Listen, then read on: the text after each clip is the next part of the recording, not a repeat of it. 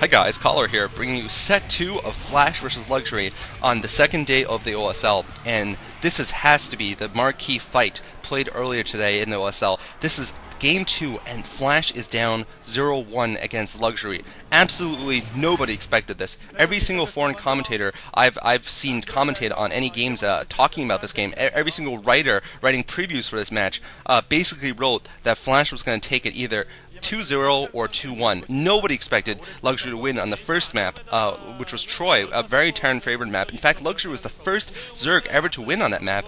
Just really absolutely incredible. He managed to win against Flash, the best Terran in the world, the Emperor Terran right now. And really, I mean, it was like Rocky Balboa versus Apollo Creed, if I might continue with my boxing analogies.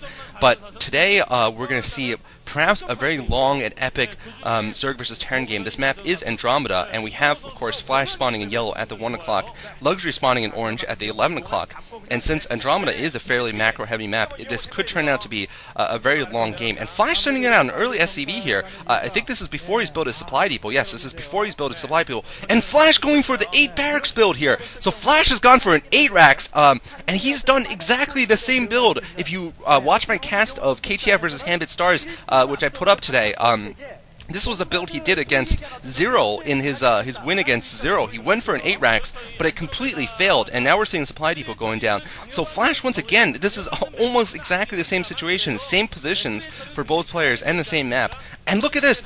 Luxury has gone for what I think is a 11 pool there. So Luxury has managed to sort of guess that Flash might be going for some kind of cheese, and Luxury has countered it very well by going for that safe 12 pool build.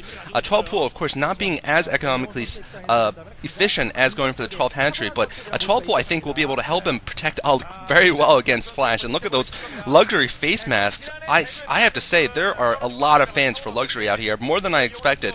And he's sending out a scouting drone also, so he is absolutely going to be prepared for some kind of Flash cheese here. Now he's going to spot the SCV coming for Flash's base. He's going to know where Flash is. He's planting a second hatchery now, and Flash is now producing his first Marine, but I think this is going to be basically a fruitless attempt here. If he decides to go for a bunker rush now. He's attacking that drone, but he has been spotted, and Flash has now gotten into Luxury's base. He's going to spot the fact that Luxury went for a 12 pool. His pool is already up, 11 pool, sorry, and his pool is already up, so now Flash is forced to retreat. Of course, on Andromeda, you can wall in pretty easily by building that barracks and those 2 supply depots in the position that Flash has built. So perhaps this is Flash's, basically his original and new play on Andromeda. Basically, he invented this build, and he tried this against Zero, and it failed, and it required a much longer game because it failed, because Flash was hurt early on in the economic game. And I have to say, since his loss against Luxury a week ago, Flash has just looked absolutely shaken. Flash, who was on, I don't even know how many games winning streak before then. Of course, he has lost periodically against players like Best, but he was on basically something like a 20, I think it was a 23-3 record was his record before losing to Luxury.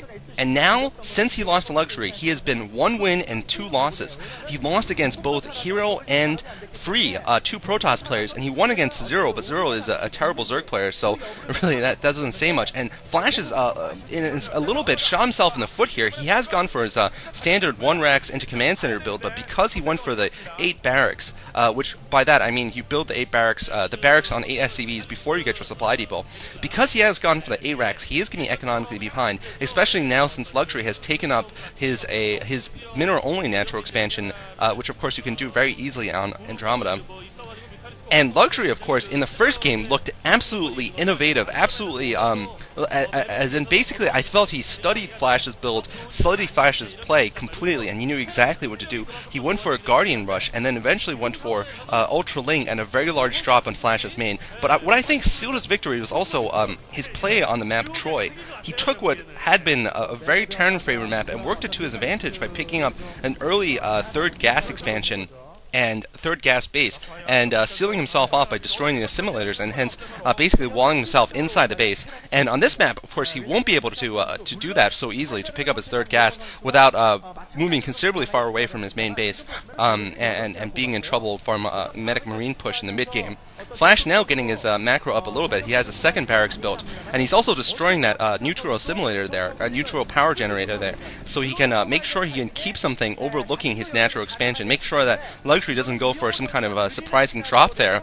Or as Juni did, that was the name by the way, Juni, playing against Flash in the GOM-TV Avertech Intel Classic, Juni actually dropped a drone at that location overlooking Flash's natural expansion and built a proxy hatchery with sunken colonies overlooking it and a Nidus Canal. Eventually it did fail for Juni, but it was absolutely spectacular. You guys really should check that out, and check out the GSI if you guys haven't done so. And Flash now building from two bases, but I still think he's a little bit behind. However, knowing Flash's macro style, I won't say this is in a great disadvantage to him. And it seems that Luxury has gone for the standard build, going three hatchery into Spire, and now building a couple of creep colonies.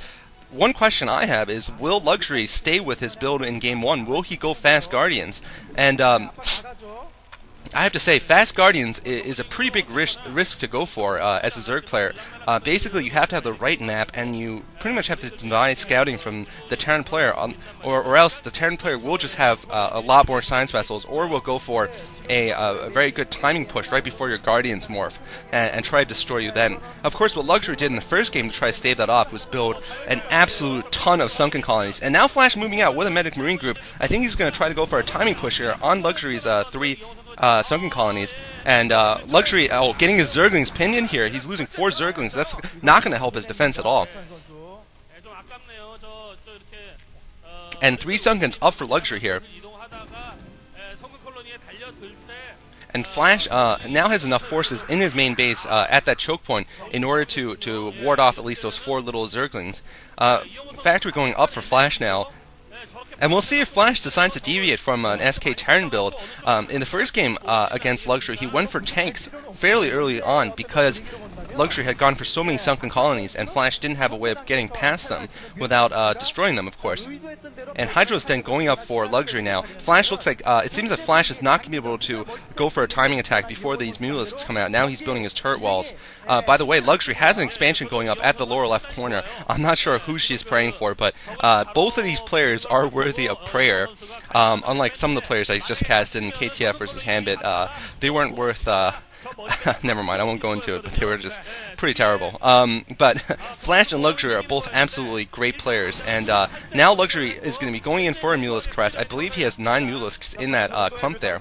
Flash has a number of turrets, all in pretty good positions, catching Luxury's Mulisks a little bit here. And Luxury, I mean, I'm so happy to see him doing well. I know many of you guys are Flash fans, and I have to admit, I am a big Flash fan. I've always been a Flash fan. But the thing is, Luxury, I feel that he or his brother Yarnak have deserved sort of some recognition in the StarCraft world in individual leagues for a long time. They've been around for several years, and they haven't gotten to the late stages of a Star League. And here is a chance for one of the 2 twins to go for it. Flash now going up for science vessels, and I believe there was a machine shop on that factory, so Flash could be going for some tanks here. He will be going for some tanks, if I saw correctly, and that was a machine shop. And Luxury so far unable to get inside of Flash's base. Of course, in the first game, Luxury didn't get a successful Mulisk crash at all, and he still managed to win. What he did then was actually go for the Fast Guardians. I'm not sure if Flash has figured out that Luxury has an expansion, but I think that's a yellow, possibly a yellow SCV moving to the lower left there. Luxury going for the Savior build, I'm going to call it the 12 hatchery Mulisks into Hydralisks, and the Hydralisk, of course, used for lurkers. And after getting those lurkers, he's going to try to pick up that 3rd expansion, which he has done on the lower left.